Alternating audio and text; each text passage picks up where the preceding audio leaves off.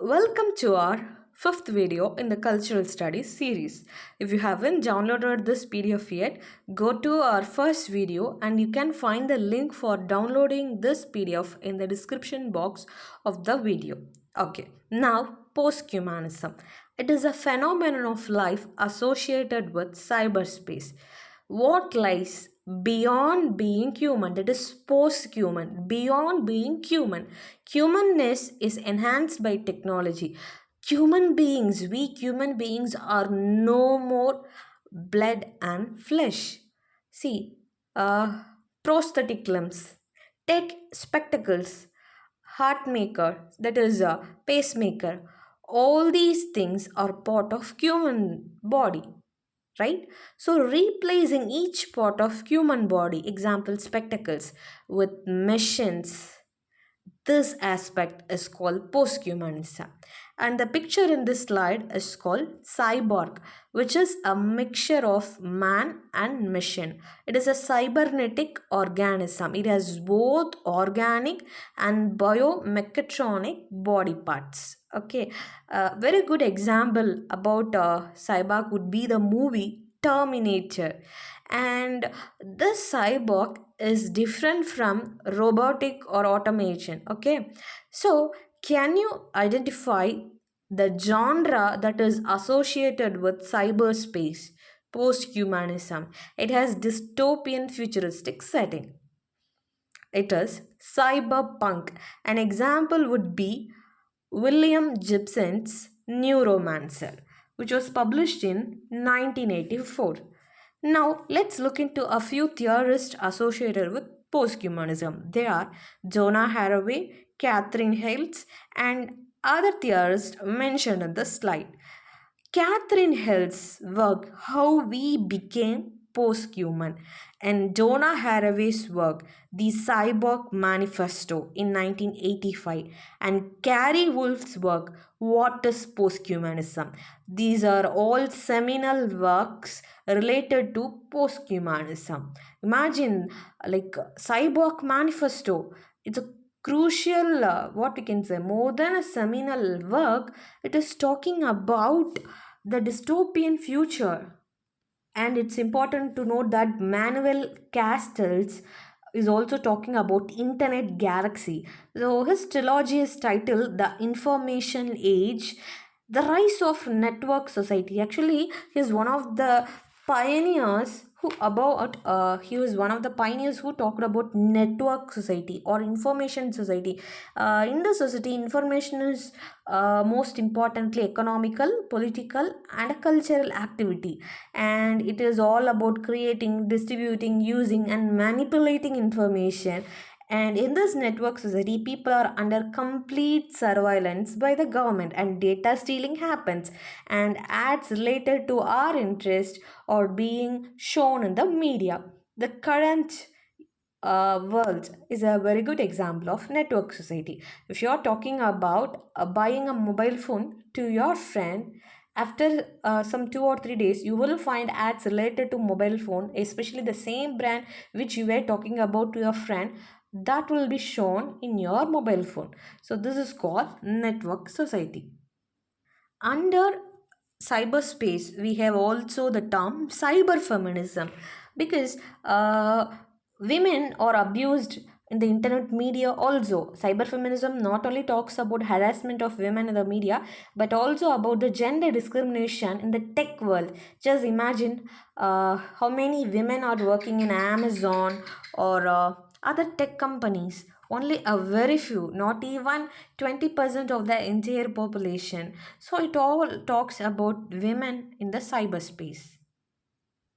And it's important to note, cyborg, the term cyborg was coined by Manfred E. Kleins. Okay, and there is one more work, How We Became Posthuman. We discussed this already, which was written by Catherine Hills.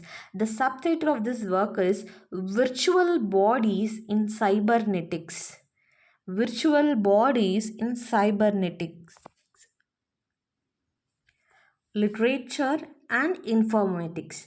I repeat, How We Became Posthuman, subtitled as Virtual Bodies in Cybernetics, literature and informatics.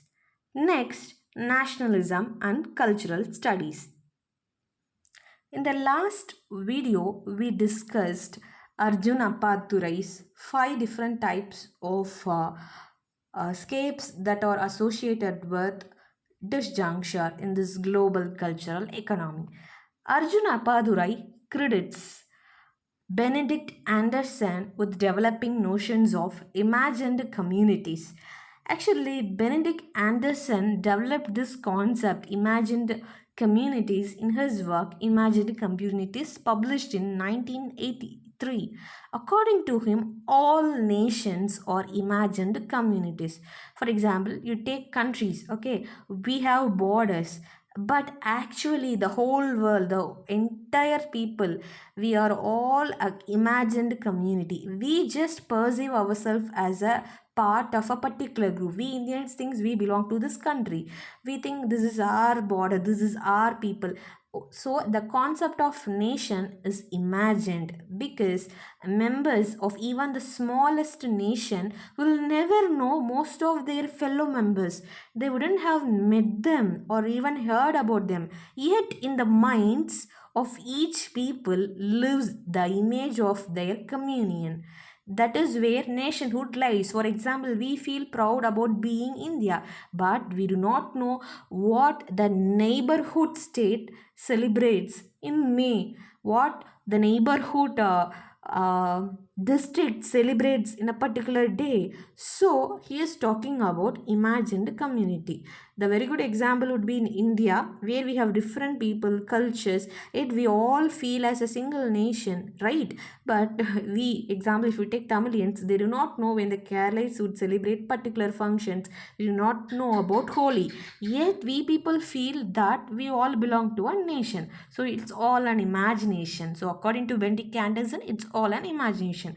Edward Said is talking about Orientalism. Actually, this Orientalism, which refers to the culture of the Middle East and Asian people, is a stereotype created by the Western people.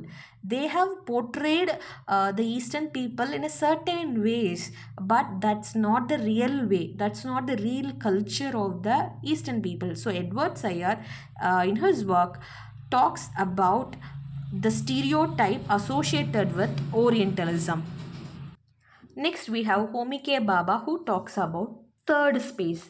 Actually, it is a space where the colonizer and the colonized meet and cultural exchange happen. It is important to note that Edward Soja also talked about third space. According to Edward Soja, there are three kinds of spaces. First space refers to physical space or material space, the actual location of a particular geographical region, whereas the second space refers to the mental representation of that physical space. The third space is a real lived space. For example, if you visit a particular geographical region directly, that is third space. Whether you look at a video of that space and you have an imagination about that space, that is second space. Whether you see a map of that space, that is first space. So Edward Soja is also talking about third space. Gayatri Spivak gives the term strategic essentialism in her seminal essay, Can the Subaltern Speak? What is strategic essentialism? Actually, it is a political tactic in which minority groups or minority ethnic groups act on the basis of the shared identity they have. For example, I'll here give the example of Afro-American people. So the essentialism refers to essence, the essence of something. So here the Afro-Americans, if an Afro-American lady asserts that I'm a black, I need my rights while protesting for her rights, the word black is a significant term here. It is a strategy and the essence of being black works here. But some critics actually criticized this term strategic essentialism because they call this term as an anti-racist theory, or what to say, the fixed human essences should not be there, but sometime fixed human essences help people, but it's not like it perpetuates inequality. Okay. So there are both positive and negative aspects for this term, strategic essentialism. For example, Judith Butler and other queer theorists, they view sexuality, gender as social constructs rather than biological facts. They feel that there are no stable categories. They reject these terms because if you start believing about essentialism, essence of particular group or people or some other things, we in future days we tend to believe that one ethnic group might be inherently more intelligent than others due to their genetic factors, biological factors, or due to their skin tone. So there is both discrimination associated with this term and also a strategy of shared identity to oppose the dominant people is also associated with this term. Next, disability studies. So you can pause this video and note the important theorists and their works. It's important to note here, Kim Q. Hall, this theorist, is talking about feminist disability studies, whereas Christopher Bell is talking about blackness and disability. So we have different aspect of disability. When a female is taken, we discuss feminist disability studies. When a queer is taken, we discuss queer disability studies. When Afro-American people are taken into account, we take blackness and disability studies into account. So there are different aspects to it. And we all know, before dealing with Western ideas, we know our well-known work, Mahesh Dattani's Tara, talks about the discrimination associated with disability. Next, popular culture and subculture. We have already seen the difference between popular culture and subculture in our first video, and here are the important theorists and their works. Next, race studies.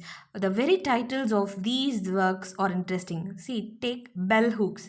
Her work, Ain't I a Woman? So, am I not a woman? Whether women, white women, or alone considered women, ain't I a woman? She asked this question. Most of the Afro-American women have this thought because they think that the Western feminism didn't address their issues properly. Even Virginia Woolf was talking about feminism. They feel even Western feminism didn't address their struggles. That's why Alice Walker coined the term womanism. Womanism is all about black feminism. And Du Bois' work, The Souls of Black Folk, and Franz Fanon's work, Black Skin, White Mask, and Paul Gilroy's work, Black Atlantic, are important works associated with race studies. Paul Gilroy gave the term Black Atlantic in his work, Black Atlantic. The full title of this work is The Black Atlantic, Modernity and Double Consciousness. So here you have the term double consciousness. So wherever the colonizer went, those people who were once suppressed by the colonizers, they are ambivalent. They are like hybrid creatures as told by Homi Bhabha. They are put into double consciousness. So here the very title is The Black Atlantic, Modernity and Double Consciousness. So it's a historical book about Black Atlantic culture. So this Black Atlantic culture incorporated elements from African, American, British and Caribbean cultures. So just look at this map. So the Afro-Americans culture is no more limited to the African continent alone, because due to slave trade, transatlantic slave trade, and due to some other reason, they migrated throughout the Atlantic nation. So their culture is found in African, American, British and Caribbean cultures. Whiteness and Europeans even went so far as to create a culture such that blackness becomes a thread to their European cultures. So, in this work, in the first chapter of this work, Paul Gilroy talks about how this Black Atlantic emerged as a counterculture of modernity. So, black identity cannot be understood in terms of being African, American, British or Caribbean alone. It should be understood in terms of black diaspora, that is across the Atlantic Ocean. So Gilroy finally advocates a political space rather than just talking about the blacks at a particular space, that is African continent. Okay. The first chapter of this work is Black Atlantic as a counterculture of modernity. Next, we move on to trauma studies. Here are the important theories and their works. Kalithal's Worlds of Hurt, reading the literatures of trauma. Kathy Karut's Unclaimed Experience, Trauma, Narrative and History. Actually, the trauma studies began in 1990s. You all know who would have started this branch. Of course, they are followers of Freud. So trauma is result of suffering. Our identity, memory, all are affected by trauma. So trauma studies explore how the experience of trauma works on individuals, not only individuals, on a society and a culture, how the people are affected culturally, psychologically. Okay, so there are different types of trauma, like individual trauma, societal trauma, trauma of loss. And John Martin, he was the first person to study the relationship between trauma and mental illness. Okay, and we have so many different types of works associated with trauma studies. We talk about Holocaust fiction, children literature, developmental trauma. There is a trauma in some works of children literature as well. It deals with child trauma and trauma of genocide, especially related to Holocaust, or trauma of disease, especially when it comes with long term sufferers of a particular disease, example cancer patients, and psychological trauma. And there is collective trauma as well, and there is trauma of partition as well. So there are different types of trauma. In this slide you can find two important theories. Now I'll list out a few more theories. Kindly note it down. Anne Kaplan's Trauma Culture, subtitled as Politics of Terror and Loss in Media and Literature. And then Jeffrey Hartman's On Traumatic Knowledge and Literary Studies. Roger Luckhurst, The Trauma Question. And Shoshana Feldman's Testimony, Crisis of Witnessing in Literature, Psychoanalysis and History. Michael Rothberg's Traumatic Realism. Traumatic Realism. So these theorists were also talking about Holocaust and how the Holocaust affected so many generations. Next, we move on to visual cultural studies. Here we have theorists like John Berger, who talked about ways of seeing, Nicholas Mezov, the visual reader, and Lara Mulvey talks about male gaze in her work Visual Pleasure and Narrative Cinema. So mostly in cinema, the male gets visual pleasure from women. When women are objectified, women are just shown as object in the cinema, right? So it is called male gaze. She is talking about scopophilia, which means the liking towards watching people's body. So she talks about male gaze, how female become the object of the male gaze, how they are objectified, how they are shown in the media just for their bodies.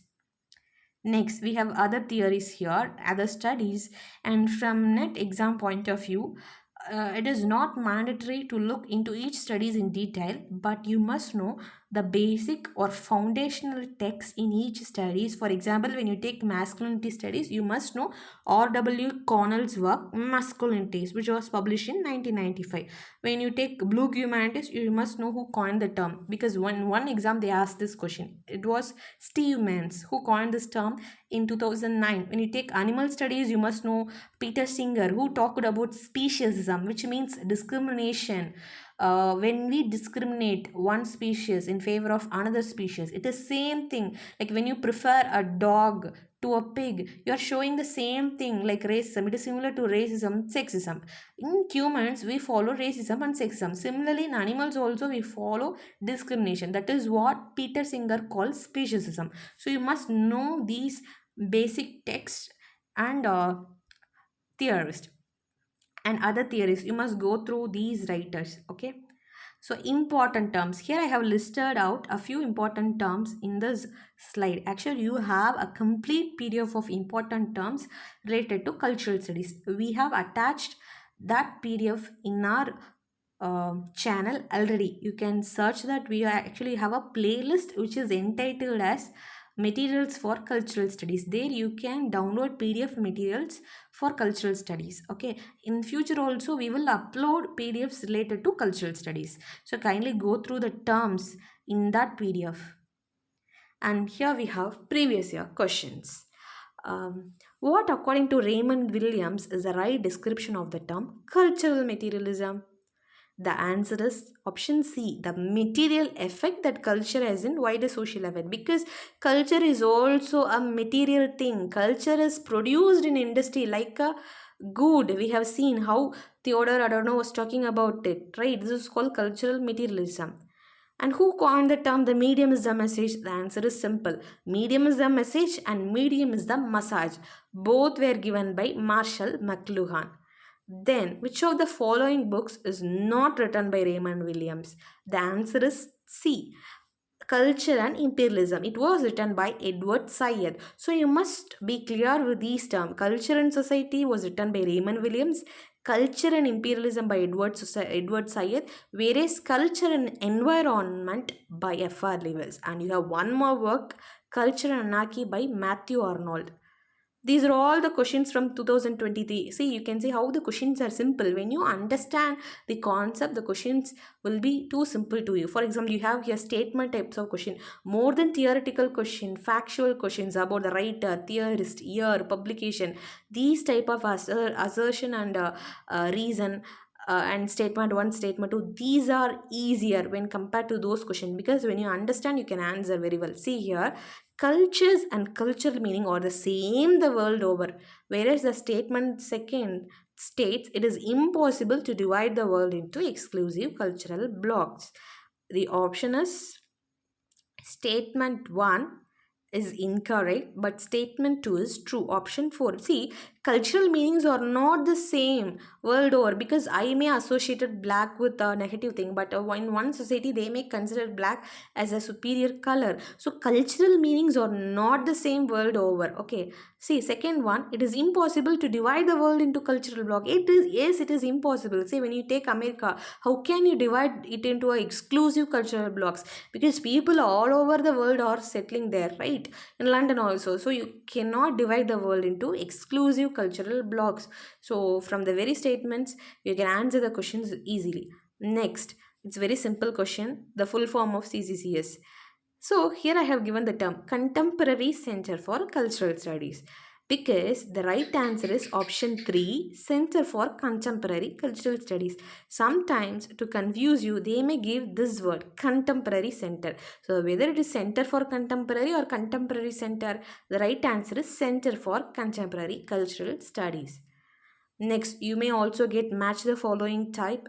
For example, Homi K. Bhabha, Gayatri Spivak and other theorists may be listed out on the left hand and their terms may be given on the right hand. You should match it.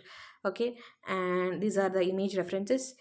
And this is my email ID. You can contact for any queries related to cultural studies. With this, we end our cultural studies series, but we will post videos on cultural terms and other things in our upcoming videos as well.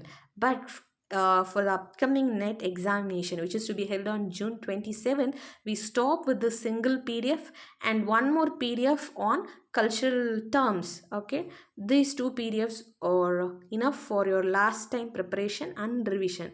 Okay, so this video is shot in a single stretch, so kindly uh, bear with us for the technical glitches here and there and for using filters here and there. So we thought we could have gone for 2 or 3 more trials, but we felt that more than these type of errors in our communication, the content should reach there so that you can prepare accordingly, especially the members of the Little Lantern are awaiting for this video. So we made this video as simple as possible for you. Okay, thank you all.